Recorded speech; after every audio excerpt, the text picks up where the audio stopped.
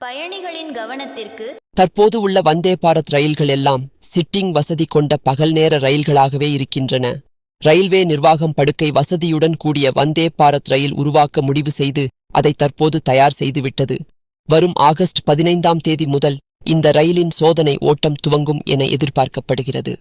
முதல் கட்டமாக டெல்லியிலிருந்து மும்பை வரையிலான ரூட்டில் இந்த ரயில் இயக்கப்பட ஏராளமான வாய்ப்புகள் உள்ளன.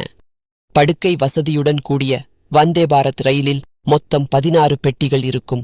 இதில் 10 பெட்டிகள் 3 டயர் ஏசி பெட்டிகளாக வழங்கப்பட்டுள்ளன. இதுபோக 4 பெட்டிகள் 2 டயர் ஏசி பெட்டிகளாக வழங்கப்பட்டுள்ளன.